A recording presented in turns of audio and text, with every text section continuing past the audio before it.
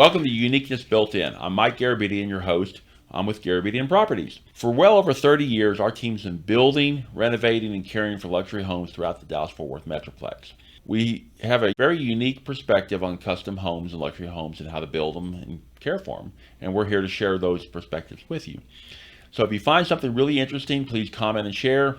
If you don't find it that interesting, watch any help. It helps with the algorithms, and we make our interns watch it, so you might as well.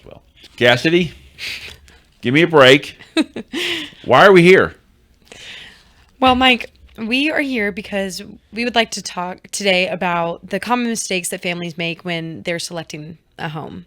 There's a lot that goes into purchasing a home. There's a lot of planning that goes into it, and I think many times our owners get eager and they want to jump the gun on certain things because they're preemptively planning where they want to build their space or where they want to go. So, Mike, tell me a little bit about some of the mistakes that you've seen homeowners make when they decide to build a home. We don't got enough studio time. Oh, goodness. All right, no. So I say we, the industry, the builders, we talk about this all the time.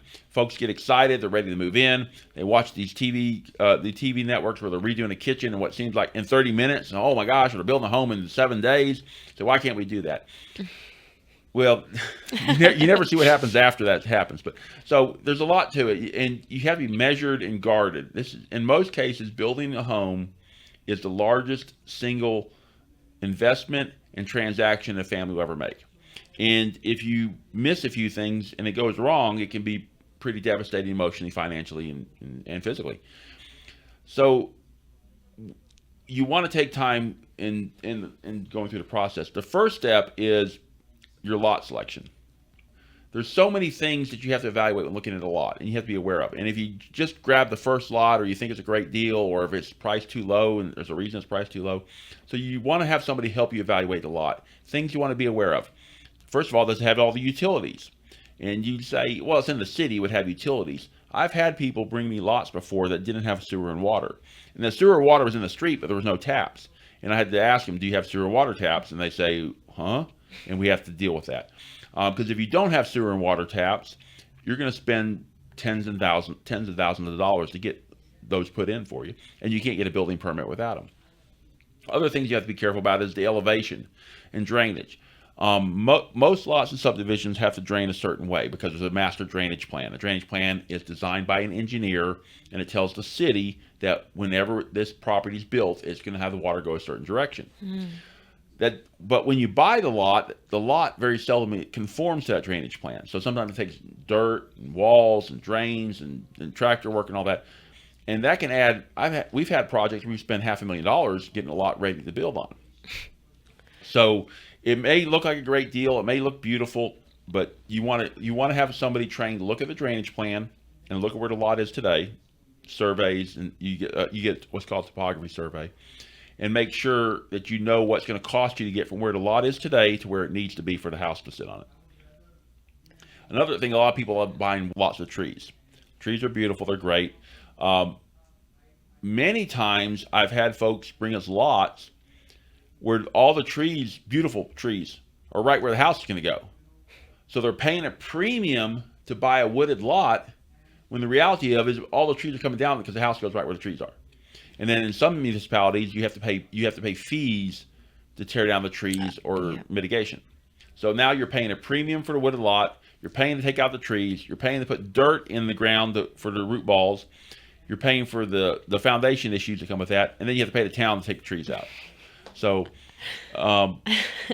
it seems a little counterintuitive at that point. Yeah, so that what we always tell folks is our owners, and even people that may not even build with us, say before you buy that lot, have your builder go look at it with you and go through the process and evaluate will it accomplish what you want to accomplish. Because if not, you might be okay, it may come out great, but you may be in for some nasty surprises. I want to go back to what you mentioned about the tap water. I find that really interesting because this is not something that many people would expect. Tell me what sort of circumstances that you would find a lot that doesn't have tap water already built in, I guess, to the sewage plans. So when a lot of times when you go you have well, actually, if you go out in the country, you go out in the country, you see all these deals. Buy a lot, 5 acres for $50,000, or they'll or you'll see somebody selling a piece of acreage, and okay, great, buy it. There's no city water. Many times there's no city water or sewer out there. Now there are workarounds. You can do a well, you can do septic and all that, but you need to be aware of that up front. But when you go in town, we call infill, and where we live in South Lake, Westlake, Kellers, Colleyville, there's a lot of these parcels, odd parcels here and there, or older homes that are torn down and cleaned up, and they'll subdivide and put lots in. I've had developers bring projects to us that they got the lot cleared and ready to sell, and they build a house on it. I say, what about your water and sewer taps? And there's not there. There's water in the street. There's a water line in the street, but you have to put a special tap into it that your water meter connects to. Sewer tap, same reason. You may have a sewer line, but maybe the sewer line's on the other side of the street, and you have to put a tap where you connect your sewer line into it, but you may have to bore under the street to get that sewer open. So those are the questions you need to know about. Also, gas. We love gas, Atmos gas. Not all neighborhoods have gas, so if you really want gas, you need to make sure you have gas service there. Electricity, not usually a big issue. We can usually get electric there pretty easy. Right. Yeah. So my boyfriend is an engineer, water engineer, and so he does the developments for neighborhoods and things like that. And so that's why it interests me that you have owners coming to you with lots that don't already have this in place, because he's working on those plans and he kind of sees that. And most of the time it's beforehand. It's before anybody's really interested in it, and it's most of the time it's a developer that wants to go in and build those houses. So I'm just trying to think of the circumstances in which owners would find themselves purchasing a lot that just doesn't have it. And you kind of mentioned it, the wooded areas, the places that are kind of in the suburbs, or maybe just outside of the city is where we'd find these problems more often than not. Yeah. Well, I had one inside a city, and a city you would know. And the gentleman that was selling the lots just was not, he just didn't have everything ready yet. So he was, we worked through it. So, but we also see a lot of time with lots, you'll have dirt and prep work issues. You'll see these beautiful lots, and it'll seem like it have a nice little slope to it. That nice little slope may be $60,000 of dirt work. Because when you stand on a lot, you walk it, this is not so bad. But when you put a laser level on a lot, and you see how much the grade variance is, and you'll have these lots with, I don't know how to show it, but we've seen massive grade variances on lots. And then you have to put retaining walls in and piers and all those. I'm not saying that people shouldn't buy those lots, because they can build a great home there. But when folks are looking at lots, they need to have an educated analysis of what it's going to cost to build a house there. And many times what will happen is they'll buy this, and they'll find out after the fact that they have cost they didn't anticipate. And one of two things happens. They either can't build their house, or one of three things. So we can't build their house. Two, they're going to have to change the scope of what they're going to do to account for the other cost. Or three, they're going to have to spend a whole lot more money than they were ready to spend on a lot. Right. And you can 99 times out of 10, a good educated owner with builder input can catch those things up front. So that's a lot of the prep work that goes into to building a home. And that's more of the selection of the where the home is going to be located. Right. So what are some of the common mistakes that you see families make when they're actually designing their home? I be old. And we found out that a lot of folks, when you get to the age they build a luxury custom home, we find a lot of folks already have habits and patterns in the way they live. So you want to build the house to accommodate the way you live, not the way you hope to live. And I say that because we have a lot of times families will, when they're drawing with architects, will draw these houses will start out at 4,000 or 5,000 feet, and they'll draw, and all of a sudden, next thing you know, they have a 10,000 square foot house because they add a room here. They add a room for a piano room. Do you play the piano? No, but we want a piano room. We add a room for a craft room. My wife's a crafter. She would use it, but if you've never crafted before, maybe we find another way to accommodate that. So what we want to try to do when designing a home is we want, instead of making a dedicated room for one item, one activity, find a way to make rooms serve more than one activity. Utility rooms. Well, utility rooms, we'll make them, we'll oversize the utility room. We'll put in a craft station there. We'll put a wrapping station there in the utility room. So now you have one room serving multiple purposes. If you're an artist, or you want to start doing art, you'll have maybe in the study, we'll make the study a little bit larger and put a niche over there where you can do some artwork on the side and see how it goes. Garages, you have a big truck, let's make sure the truck will fit in the garage. Really good architects and home designers will actually take furniture when they're drawing the house out, and they'll put the furniture in the plan. So when you see a 12 by 15 breakfast nook, you say, oh, it looks great, but let's go ahead and put a mock-up of your table and chairs in there and see how your furniture works in that space. Make sure you can get around the space. Or you can do a sectional sofa, regular sofa. You're doing a king bed or a queen bed in your guest room. All those types of things need to be incorporated into the architectural design stage. And if you do that, you'll have less surprises later. So what if you have an owner that says, no, we really just want this room to be this space? How do you sort of leverage the conversation to say that each room doesn't have to be its own separate entity? It can work together in its functionality.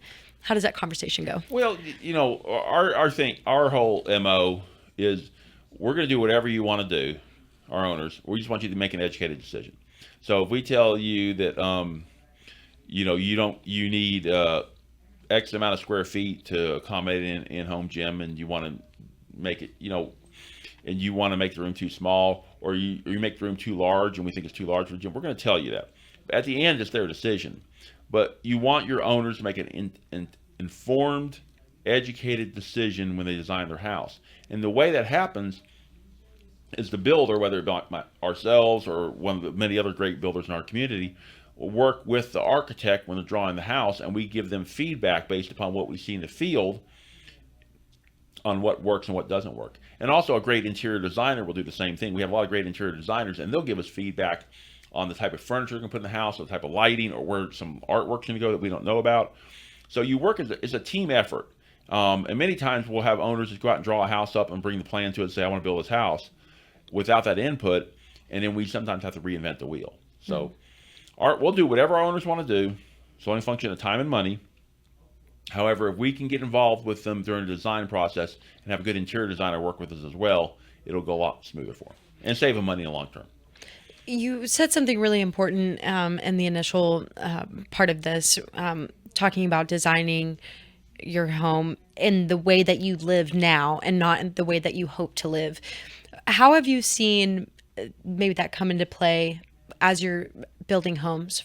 Yeah, and we all have aspirations of living in certain ways, and there are things to do. But if you're, I'm never going to begrudge anybody for wanting to accommodate things they want to do. However, we want to focus about the way you live today and what you do in your daily routine, and make it more comfortable and more enjoyable for you. And it takes spending a lot of time talking to our owners and getting the feedback on what they do, how they do it, what things they like about their house, what things they don't like about their house. Now, sometimes we say, there are things that they want to do in their existing house that they can't, which we're going to design in a new home, which is great. And we'll try to accommodate that. So this goes into, I guess, the bigger part of building the home, and that's the entire budget. So we've kind of talked about a few different things, what can happen if you don't account for X, Y, and Z of picking the plot or picking the land that you want to build the home on, as well as the parts of the design process that also can cost more money in the future. But what are some common mistakes that you see families make whenever they're budgeting for their home? Okay, so general rule: house will always be 10% bigger than what you want it to be, and it always costs 10% more. Just accept that. So it doesn't matter where you are in the process; it will always be 10% bigger, 10% more, if not larger. The budgeting, there's a lot of unintended consequences when you're designing a house. If you do if you have a big great room, so if you have a real modest great room, you can do can lights and a fan or what have you, or a nice chandelier. Fine. If you do a really big great room, you're gonna have to get a chandelier that instead of being a $2,000 chandelier, maybe a $10,000 chandelier, because you have the space and the scope of it. So your room sizes and your ceiling heights and your number of cabinets you have will dictate how many piece of hardware you have in cabinet lighting, how many feet of countertop. All those little things add up. So when you're doing your home, I'll back up. Back up. So there's only two ways to build a home. One is you tell me what you want to get, what you want. I'll tell you how much it's going to cost. Or two, you tell me what you want to spend. I'll tell you what you're going to get. There's no shortcuts. There's no tricks. There's no back doors. There's no little. It's just like if you go to Target and you go take your cart through there and you fill it up with pillows and blankets. It's going to be a few $100. You go to Target and you fill it up with iPads and or Oingo t-shirts, whatever. That's going to cost you. That's going to cost you a whole lot more. Same size house, same size shopping cart, costs 2, 3, 4, 5 times more because of what you put in it. Same size house, what you put in it can determine what you're going to spend. If you add a whole bunch of cabinets, you're going to have more countertops, more hardware, more painting, more costs. So you want to work with. You're going to have to come up with a budget that your family can afford comfortably. We're going to work through with you on that, and then we're going to tell you what will and won't fit into that budget. Now, there are folks out there who will tell you anything you want to hear, and we see how that turns out. So there's no shortcuts. Right. Well, how does that turn out? Sometimes you don't end up getting everything you want, or the quality of the workmanship may not be quite what you were hoping for, or it turns out even worse and maybe the house doesn't get finished. Have you seen that happen? Yeah. The house just not getting finished. Yep. Tell me more about that. It's not pretty. So usually what happens is it's just not pretty. The contractor builder disappears or can't finish. There's no more money. Usually there can be overdrawn. They got money out of the loan or whatever, and they don't have enough money to finish the house. Then your owner's finished with a half-finished house, and those are very hard to finish. It's very hard to find somebody to finish a house because very few builders want to finish somebody else's work because there's a liability issue and warranty issue and stuff like that. Sure. It's not pretty. Wow. So I mean, just imagine if you went and bought a custom car, and it came out, it had an engine and tires. And the seats weren't there, and the things, the control panel wasn't there, and the steering wheel wasn't there. And you had to go find somebody to go finish it for you. It's not going to be the same car as it would have been if somebody built it all the way through for you. Right. Sure. That just seems crazy to me that someone could put all this time and effort into a home that they're hoping to live in for multiple years, and it just turns out unfinished. That seems. That seems very serious. It's scary and sad. Yeah. So this is all just to sum up that it is very important that they do their research and find somebody that is communicative with all the different facets of what goes into home building. And that's the architect, that's the builder, that's obviously themselves, the owners, and then the designers as well. Yeah, there's a lot of work to do before you ever before you ever start drawing a plan or before you ever sign a contract. We're all excited. We all want to build a house. We all, the dreaming and all the things that come with it is there, but you have to be very measured with that. We have families, and all the builders know, we've seen this before, where they go around town with their plans they drew for this big old house, architect or designer drew for them, and they go around and shop to every builder trying to find something to build it for their budget. And I mean, we've seen this go on for years. The same family doing the same thing. And you tell them what's going to cost, and I'll find somebody else. And you find something. The house never gets built. Right. So, and then honestly, they spend all that money on architectural and design, and they maybe bought a lot, and they won't be able to finish it. So, our job is not to. They call me Dr. Gloom sometimes because I'm gloomy. But our job is to help you turn your dreams into a house and get your family in there. But there's certain things that have to be done to make that happen. And we need our owners to help, and we need our designers, architects to all work together. And so when they are designing, when our owners are designing their home to keep in budget, if they want certain things, but maybe their budget can accommodate for those things, what does that conversation look like versus, obviously someone that has the budget to do all the things. What's the funny thing is, it doesn't matter whether it's a house $1 million, $5 million, or whatever. It doesn't matter what the house costs. Nobody has the budget for everything. You will never get everything you want. Nobody gets it. It will never happen. There's always something else. There's always something else. So it's all relative and it's all perspective. So you just do what's important. But you just have to be measured, and we tell our owners, don't tell me what you want, just tell me what you want to do in the room. If you tell me what you want to do in the room, we can often find ways to accomplish that without having to, reinvent the wheel and go out or spend, if you need more storage, there's ways to get more storage. If you want more lighting, there's ways to get more lighting. If you want the floor to look a certain way, we can do that with certain products that maybe not the stuff you saw on YouTube. So you just have to communicate what you want to accomplish in the space to us and the designer, and we'll figure out a way to make it happen. But your budget, there's always going to be something else. And I also tell our owners, it's not the first 90% of the cost of building your house is what it costs to build a house. It's the last 10% that makes the difference. It's that last 10% that's where you personalize. That's where you pick the really nice hardware. You pick the extra paint colors, the cool countertops. So you theoretically could not spend that 10% and get your house. But that 10%, last 10% is what you do to personalize it. Gotcha. So what have you seen, I guess more in recent years, people that are willing to sacrifice for something in their home? So for example, what have you seen most people say, I'm okay with not getting this if I get this? Has there been? Oh, there's so many. And I hate to say sacrifice, it's trade-offs, just like anything else. It's like, when you go out to the dinner and they have 5 desserts and maybe I only get 2 of them. I consider it a sacrifice, but it's a trade-off because my doc says that apparently you're not supposed to have 5 desserts for dinner. And sometimes it can be like we want this to be we want natural light. So maybe we want a wall of windows, but maybe we don't do a wall. Maybe we can pick different window sizes, different configurations, or reposition the soffits or porches to get more natural light in the space.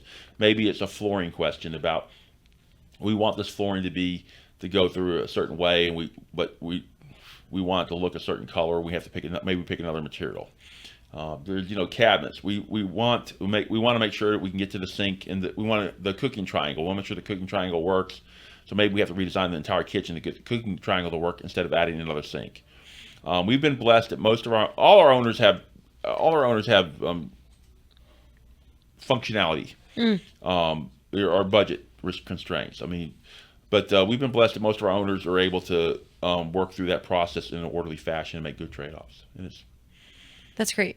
This episode is really about doing thorough research and not being so eager that we make decisions based on maybe deals or things that we find before doing the adequate research. These homes are so much more complex than when we started back in the early 90s. They were pretty generic what we were doing. In hindsight, it's very generic to what we're doing. These are homes that are so much more sophisticated now with the systems and code requirements we have to do, and the features and elements that people are bringing us from TV and YouTube and what have you.